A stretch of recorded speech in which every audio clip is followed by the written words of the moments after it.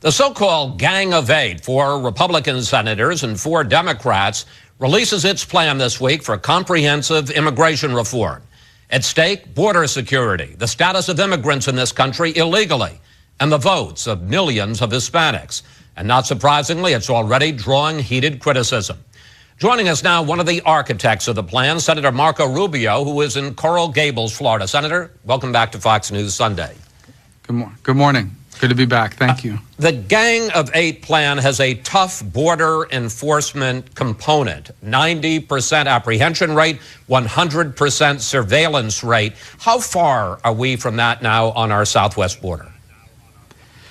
Well, in some regions, it's important to understand there is no one border. The border is broken up into 9 different sectors. And in some sectors, that's probably being achieved today for different measures. But in others, it's not. At least 3 sectors are far from that number. And that's what the number needs to come up to. And as our plan is going to outline, if in fact it fails to reach that metric, then the Homeland Security will lose control of this issue. It will actually be turned over to a border commission made up of local officials from those states most impacted. They will have money set aside so they can solve it for those people themselves. And so we're confident it's achievable. It'll take some time, but it's not just border security. You have to think about E-Verify as part of this bill. It's a universal E-Verify.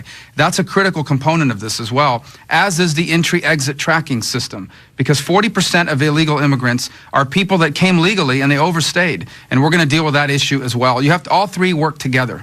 And they all 3 have to happen. All right, let's go back to the border, though, just as an example. You say it's a trigger that the number, 90% apprehension rate, has to be certified by the Department of Homeland Security before the 11 million illegals, and this will be a decade from now, can begin to apply for green cards. But the Democrats on your group, your Gang of Eight, including Dick Durbin, will be on in the next segment, say, no, it's not a trigger, it's just a goal that they have to be working towards. Now, is it a trigger that has to be met, or is it a goal? Yeah.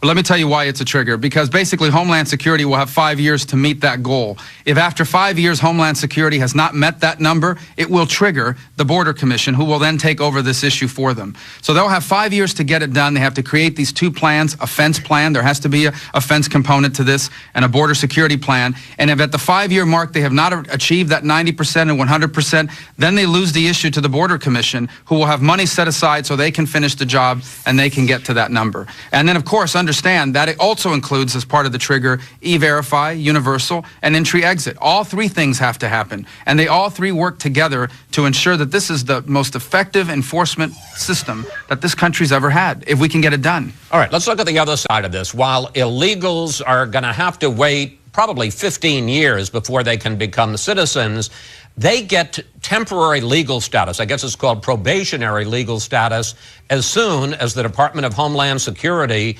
announces that it has this plan, that it's going to begin this plan, and that's going to be within months. Question, why isn't that amnesty? Because, in fact, you are giving legal status to people who have broken the law, and most people here in Washington think once they have that status, even if it's called temporary, it's never going to get revoked, Senator. Well, I think that's where people are misunderstanding. They don't get anything. What they get is the opportunity to apply for it. They still have to qualify for it, meaning they have to pass the background check, they have to be able to pay a registration fee, they have to pay a fine, and then they have to renew it. This is not forever. This is a renewable thing, and then they don't qualify for any federal benefits. This is an important point. No federal benefits, no food stamps, no welfare, no Obamacare. They have to prove that they're gainfully employed. They have to be able to support themselves, so they'll never become a public charge. These are all the things they're going to have to do just to keep that status. And the only thing that happens is that they will have to stay in that status until at least 10 years elapses and the triggers are met. All that has to happen. And then the only thing they get is the chance to apply for a green card via the legal immigration system. We do not award anything to anyone. But again, and this is what the critics are saying, that once they have this quote, temporary legal status, that nobody is ever going to revoke that and say, you know, once they've met the standards, you say they paid back taxes, they paid a fine, they've got a job, that nobody's going to revoke that. I want to put up on the screen what a critic said about the whole issue. I would vote against anything that grants amnesty because I think it destroys your ability to enforce the existing law, and I think it's unfair to the people who are standing in line and waiting to come in legally. Senator, you said that back in 2009. And I still agree with it. This is not amnesty. Amnesty is the forgiveness of something. Amnesty is anything that says, do it illegally, it'll be cheaper and easier. Here's what people need to understand. Under the existing law today, if you are illegally in the United States, you are not prohibited from getting a green card and ultimately getting citizenship. The only thing is you have to go back to your home country, you have to wait 10 years, and then you can apply for it. And all we're saying is we're going to create an alternative to that. That'll still be in place. But we're going to create an alternative that says, okay, you want to stay here, you'll have to wait more than 10 years, you'll have to pay this fine, you'll have to pay your registration fee, you'll have to be gainfully employed, you won't qualify for any federal benefits, and then after all of that, you don't get to apply for anything until the enforcement mechanisms are in place. And I would argue to you that it will be cheaper, faster, and easier for people to go back home and wait 10 years than it will be to go through this process that I've outlined. And that's why it's not amnesty. And bottom line is, we don't award anything. You have to qualify, you have to apply for it. And that's the key distinction. So I agree, if somehow being in this country illegally is cheaper, easier, and quicker than doing it the right way, I wouldn't support that. And that's why I haven't supported certain efforts in the past, because I thought they did that. All right. You mentioned briefly, and I want to go into this a little bit more, the question of cost, because conservative critics, including the Heritage Foundation think tank, say that this plan, your plan, is going to be a budget buster. They say that these immigrants, once they get this temporary legal status, will be able to get all kinds of federal welfare programs. They're going to qualify for Obamacare, that this is going to be a big net drain on our Treasury. Okay, first of all, obviously that's not, we don't have a bill, so I don't think they've issued an analysis on this yet, but that's not true. Under this plan, not only do you not qualify for any federal benefits while you're in the legal status, under existing law, you don't qualify for any federal benefits during the first 5 years on a green card either. Second, in order to qualify and in order to keep this legal status, you must be gainfully employed and you must be paying taxes. Third, in order to get a green card in the future, you must prove you've been gainfully employed and that you can support yourself. And so the bottom line is that that's just not accurate. Now, here's the other point I would make. Conservatives love dynamic scoring, which is a complicated way of saying, you look at a budget issue not just for the costs, but for the benefits associated with it. That's what we've always pushed for. That's why, for example, when we talk about tax cuts, we don't think tax cuts cost the government money. We think tax cuts help the government generate more revenue because it creates economic growth. All I'm asking for is that for this plan to be reviewed through that same standard, the same conservative, dynamic scoring that we apply to tax cuts. Because I am confident that if you do that, and some have already started doing that, you will find that when we reform our legal immigration system, we get these people that are already here now paying their taxes and not taking anything out of the system. This will be a net positive for the country economically now and in the future. Otherwise, it's not worth doing. Senator, you clearly are at least considering running for president in 2016. Isn't this, whether it's the budget... Pardon? What were you going to say, sir? I said, says who? Well... I said, who says I'm considering that? Are you considering it? I told people I haven't even thought about that yet. That's a decision far in the future. Okay. And at some point in but listen, I'll have to decide whether I want to run for re-election or get out of politics. But go ahead. I didn't mean to interrupt you. Okay. No, that's all right. I interrupt you. You can interrupt me. Question, though. Let's assume for a second you're at least considering the idea of running for president in 2016. Wouldn't this hurt you in Republican primaries? I don't know. I haven't really thought about it that way. I can tell you that I've been elected to do a job. My job in the Senate is not just to give speeches and do interviews. It's to solve problems.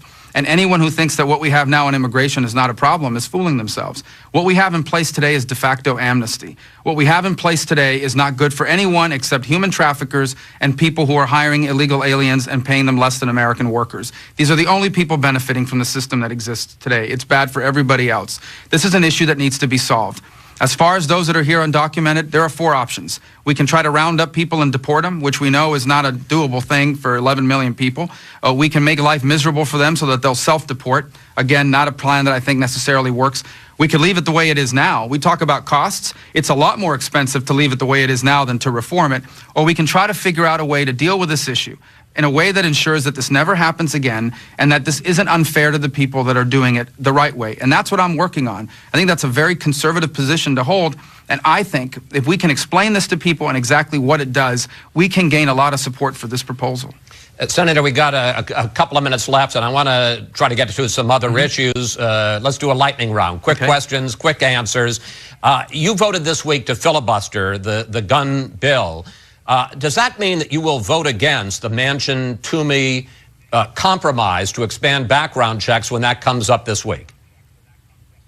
Well, to be fair, I haven't read it in its totality, but I can tell you this. I am very skeptical of any plan that deals with the Second Amendment because invariably these gun laws end up impeding on the rights of people to bear arms who are law-abiding and do nothing to keep criminals from buying them. Criminals don't care what the law is. But, They're criminals. Senator, you have supported background checks in the Florida legislature. Yeah. But again, those background checks in Florida are for people that have concealed weapons permits. For example, if you have a concealed weapons permit, you do a background check. I have no problem with that. But are they going to honor that in all 50 states? If someone goes to another state to buy a gun, do I have to undergo another background check? Or will my concealed weapons permit be de facto proof that I am not a criminal? These are the sorts of things I hope we'll talk about. But I think the bigger point is we're missing a golden opportunity here. We're focusing so much on guns. We should be focused on violence. Violence is the problem. Guns is what they're using to commit violence.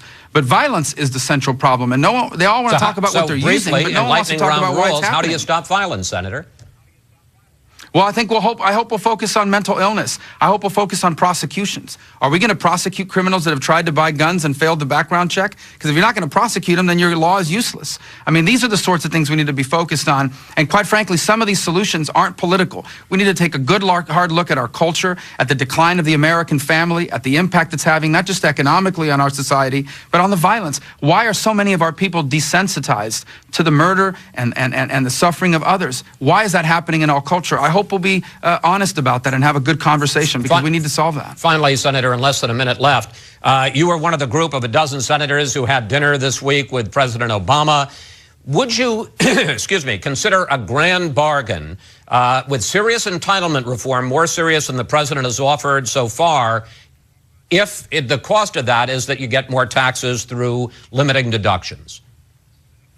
Well, I don't view it that way. I view it as economic growth. My goal is to get the economy to grow robustly because it's the only way to solve our problem. I am a believer that we can't cut our way out of this, and I am a believer that we can't tax our way out of this. The only way out of this is robust economic growth combined with fiscal discipline. If there's a deal that does that, I'd love to support it. But if this is just a deal where we're going to raise taxes that hurt growth in exchange for, some cosmetic changes to some other programs, obviously I'm not going to support that. The only thing I will support are programs that further economic growth. Growth is the only solution to our problem. We need to grow our economy at 4 to 5% a year, sustained over 10 years. That will solve our problem. That's what I hope we'll work on. Senator Rubio, we want to thank you so much for joining us today. We'll be tracking immigration reform for months. Please come back, sir. Thank you.